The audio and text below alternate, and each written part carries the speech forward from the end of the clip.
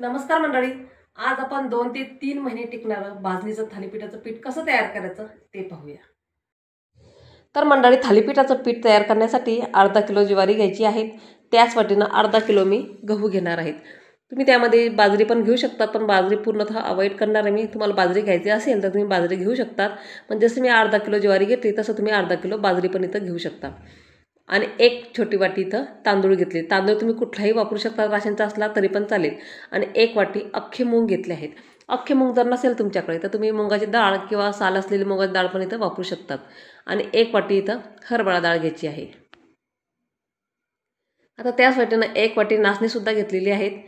तुम्ही त्यामध्ये अजून कडधान्य तुम्हाला ॲड करू शकता, जो तुम्हाला आवडत असेल तर. जसं की मटकी झाली, मठाची डाळ झाली, हे तुम्ही त्यामध्ये घालू शकता, अजूनच चवदार लागेल. आणि 2 पोहे खायचे चम्मच आहे ते साबुदाणा घेतलेला आहेत. आणि त्याच वाटीनं इथं मी उडदाची डाळसुद्धा घेतलेली आहे अर्धी वाटी.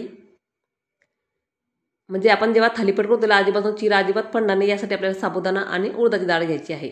आणि त्यासोबत मी एक अर्धी वाटी इथं पोहे घेतले, जे कांदा पोहे असतात आपण रेग्युलर, ते पोहे घेतले आहेत. आणि एक वाटी इथं मसूरची डाळ. माझं पूर्ण प्रमाण हे 2 किलोच्या प्रमाणामध्ये. जर तुम्हाला एवढं करायचं नसेल, 1 किलोच्या प्रमाणात करायचं असेल तर तुम्ही 1 वाटीचं प्रमाण घ्या.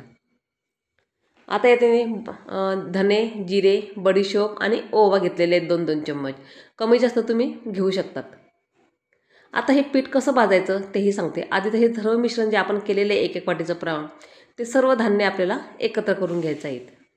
म्हणजे वेगळं भाजत बसायची काही गरज नाही, एकत्रच भाजायचं. आता हे सगळं मिश्रण आपल्याला एकत्र करून घेतलं आहे. आणि शक्यतो जाडबुडाची कढई घ्यायची. आणि जाडबुडाच्या कढईमध्ये आपल्याला जेवढं बसेल तेवढं सारण त्यामध्ये घालून घ्यायचं आहे मिश्रण.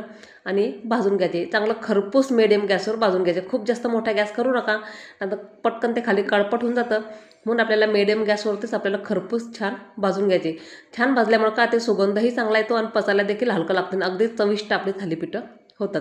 शिवाय हे पीठ तुम्ही 1 ते 2 महिन्यात बरणीमध्ये भरून ठेवू शकता. जेव्हा किंवा भाजीचा कंटाळा आला किंवा घरात भाजीला काही नसेल, तुम्ही थालीपीठं बनवून खाऊ शकता. सध्या पावसाचं वातावरण चालू आहे, पाऊस पडतोय वरतून, असे गरम गरम थालीपीठं खायची मजाच असते. आता हे पीठ आपण जेव्हा करून ठेवलं ना, का केव्हाही आपण थालीपीठं हे बनवून खाऊ शकतो. शिवाय मुलांच्या सकाळच्या घाईगडमध्ये आपण खूप घाई असली तेव्हा आपण हे थालीपीठं पटकन देऊ शकतो, पीठ जर घरात असेल तर. आता त्यामध्ये माझं मेथीदाणे राहून गेले ते घालायचे. 2 चमचे इथं मेथीदाणे घेतलेले आहेत. धने ते सुद्धा आपल्याला भाजून घ्यायचे आहेत. आणि ओवा आणि जिरा घेतलेले आहेत 2-2 चम्मच. तुम्हाला मेथीदाणे घ्यायचे नसेल तर तुम्ही नाही घेतलं तरी पण चालतं. बडीशोप घेतलेली आहे 2 चम्मच. ते सर्व मिश्रण आपल्याला एकत्र करायचं आहे. आणि कढईमध्ये गरमच आहे, त्यामुळे ते पटकन भाजल्या जाता, फार जास्त वेळ लागत नाही. तुम्हाला मेथीदाणे नसेल घालायचं असेल तर तुम्ही नाही घेतले तरी पण चालता, किंवा प्रमाण त्याचं कमी जास्त घेऊ शकता. पण मी फक्त 2 चम्मचच इथं मेथीदाणे घेतलेले आहेत. आता गॅस बंद करून घ्यायचा आहे आणि कापडावर आपल्याला घालून घ्यायचे आहे. म्हणजे पूर्णतः मिश्रण आपल्याला थंड करून घ्यायचं आहे, नंतरच दळून आणायचं आहे. दळून आणताना पीठ त्याचं ज्वारीचं पीठ असतं त्याप्रमाणे तुम्ही दळून आणा, म्हणजे छान असं खरपूस थालीपीठं होतात. खूप जास्त बारीक नको, थोडं जाडसरच पीठ दळून आणा, ज्वारीच्या पिठासारखं. आपलं पीठ इथं तयार झाले. जसं ज्वारीचं पीठ असते त्यानुसार इथं दळून घेतले आहेत. आता 1 ते 2 महिने आपल्याला टेन्शन नाही. जेव्हा की आपल्याला मन झालं थालीपीठ खायचं तेव्हा आपण झटपट ते बनवू शकतो. आता घरातल्या व्यक्तीनुसार आपल्याला थालीपीठाचं पीठ घेऊन घ्यायचं आहे ताटामध्ये. त्यामध्ये लसूण आणि जिरं घेतलेले आहेत, ते खलबत्त्यामध्ये ठेसून खायचं. आपण मिश्रणामध्ये पण जिरं घातलं होतं, पण जेव्हा आपण थालीपीठं करायला घेऊ त्यासुद्धा पण थोडंसं जिरं आणि लसूण घाला. आणि लाल तिखट आवडीनुसार हळद घालायची. आणि 1 चमचा धना पावडर घालून घ्यायची. चवीप्रमाणे मीठ घालून घ्यायचं आहे. आणि पांढरे तीळ जे आहे ते 2 ते 3 चम्मच घेतलेले आहेत. भरपूर सारी कोथिंबीर घालून घ्यायची. आणि जेवढा कांदा असेल त्यामध्ये तेवढे थालीपीठं चांगले लागतात. म्हणून चांगले 3 ते 4 कांदे घेतलेले आहेत बारीक चिरून. आणि आपल्याला पीठ मळून घ्यायचं आहे. आता जशी कणिक मळतो त्यापेक्षा थोडंसं सैलसर पीठ ठेवायचं आहे आपल्याला, म्हणजे थालीपीठं ते पटकन आपल्याला करता येईल.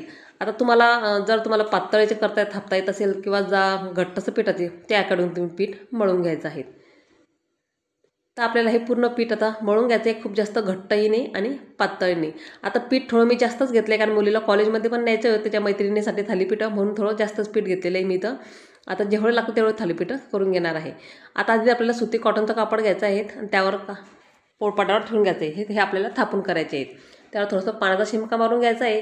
आणि आपण जे पीठ मळलं होतं थालीपीठाचं, आता जेवढी साईज पाहिजे तुम्हाला त्याकडून तुम्ही गोळा घ्यायचा आहेत आणि थालीपीठं थापून घ्यायचे आहेत। एवढे छान चविष्ट लागतात ना, वरतून मस्त छान पाऊस पडतोय आणि आपण मस्त गरम गरम थालीपीठं खाते, एक जबरदस्त लागतात।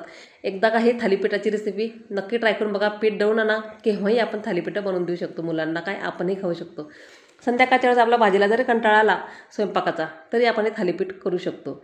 एवढे छान आणि चविष्ट आहे। एकदा का पीठ तुम्ही बनवून ठेवलं ना, सहज महिना 2 महिने टिकते।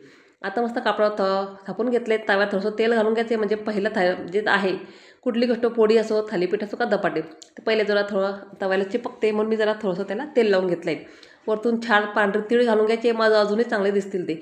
आपण पिठामध्ये पण घातले होते मळताना, पण वरतून अजून घालायचे म्हणजे अजून खूप सुंदर दिसायला पण चांगले दिसतील। वरतून कढईकडून थोडंसं तेल सोडून घ्यायचं आहे, आलटून पलटून करून एक बाजू चांगली झाली की नंतर दुसरी बाजू पलटून मारून घ्यायची। खूप छान असं थालीपीठ होतात हे, खायला अगदी चविष्ट असतात। आणि दुसऱ्या साईडनं पण आपल्याला थोडंसं तेल लावून घ्यायचं आहे, तेल तूप बटर तुम्ही काही लावून ते भाजून घेऊ शकतात। तुम्हाला तेल नसेल लावायचं तुम्ही तूप लावून किंवा बटर लावून पण ते भाजून घेऊ शकतात। मस्त दोघी साईडनं आपल्याला आलटून पलटून करून घ्यायचे आणि तीळ लावून सनी खरपूस भाजून घ्यायचे। बघितलं ना किती सोपे आहेत आणि जेव्हा केव्हा मन होईल तेव्हा आपण ते थालीपीठ हे बनवून देऊ शकतो। आता अशाच पद्धतीनं हे बाकीचे राहिलेले पीठ आहे त्याचे मी थालीपीठ करून घेणार आहेत। सध्या मुलींना जायची घाई कॉलेजमध्ये, मग त्याच्यासाठी पुढचे 2 करून घेतले, बाकीचे नंतर करणार आहेत। तर मस्त आपलं त्यासोबत तुम्ही दही खाऊ शकता किंवा चटणी, शेंगदाणा चटणी किंवा ठेचा जरी खाऊ शकता, यासोबत जबरदस्त लागतात।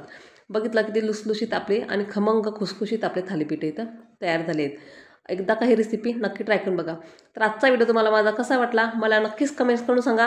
व्हिडिओ आवडला असेल तर लाईक शेअर नक्कीच करा आणि फेसबुक इंस्टाग्रामवर असेल तर नक्कीच पेज फॉलो करा। अजून चॅनल सबस्क्राईब केलं असेल तर चॅनल सबस्क्राईब करा। चला तर भेटूया पुढच्या नवीन व्हिडिओमध्ये किंवा नवीन रेसिपीजमध्ये। तोपर्यंत धन्यवाद सगळ्यांना।